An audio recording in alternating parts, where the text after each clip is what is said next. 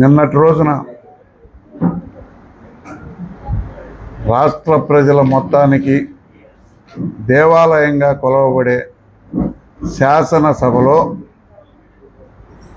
కామినేని శ్రీనివాసరావు గారు కైకలూరు ఎమ్మెల్యే, ఆ తదుపరి హిందూపూర్ శాసనసభ్యులు, సీనియర్ శాసనసభ్యులు బాలకృష్ణ గారి మాటలు చూస్తుంటే చాలా విచిత్రంగా ఉంది.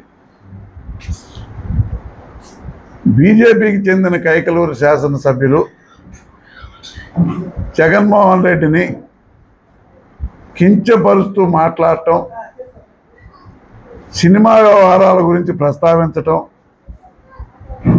గతంలో జగన్మోహన్ రెడ్డి గారు సినిమా వాళ్ళని అవమానపరిచాడని, దుర్మార్గమైన పాలన చేశాడని మాట్లాడటం, శాడిస్ట్గా వ్యవహరిస్తున్నాడని చెప్పటం వెనుక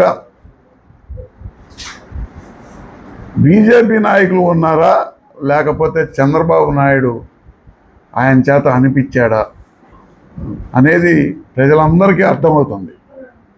కామినేని శ్రీనివాసరావు గారు కేవలం తెలుగుదేశం కనుసన్నలలోనే నిన్న ఆ వ్యవహారం పైకెత్తారు. ప్రజల గురించి, ప్రజా సమస్యల గురించి, ప్రజా సంక్షేమం గురించి, పరిపాలనా దక్షత గురించి మాట్లాడకుండా వ్యక్తిగతంగా జగన్మోహన్ రెడ్డి గారి మీద ఏదో 10-15% వినోదాత్మకమైన సినిమాలు చూసే సినిమాల మీద మాట్లాడటం విడ్డూరంగా ఉంది. దానిపై బీజేపీ నాయకత్వం ఖచ్చితంగా కామినేని శ్రీనివాసరావు గారి మీద చర్య తీసుకోవాలి.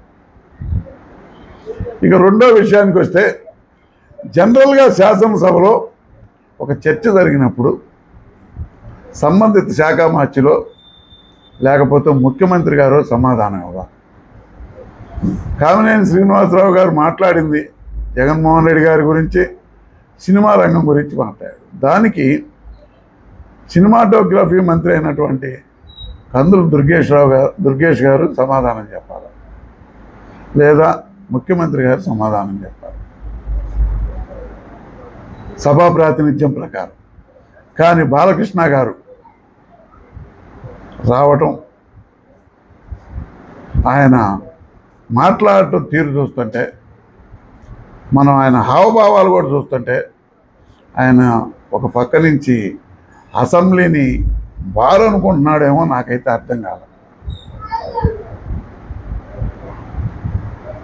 అంతేకాకుండా మాజీ ముఖ్యమంత్రి గారిని సైకో అంటాం, చిరంజీవి గారిని వీడేమైనా పిలిచాడా అని అంటాం, సభ్యత సంస్కారం లేకుండా ప్రవర్తించడం,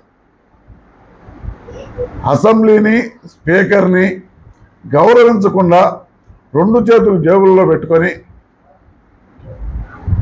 కళ్ళజోడు తలపైకి పెట్టుకొని ఏదో స్టేజీ మీద డ్రామా వేసినట్టు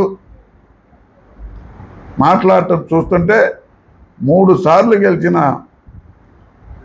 బాలకృష్ణ గారికి అసెంబ్లీ యొక్క ప్రాతినిధ్యం ఏమిటో ఇంతవరకు తెలియదనేది ఖచ్చితంగా అర్థమవుతుంది.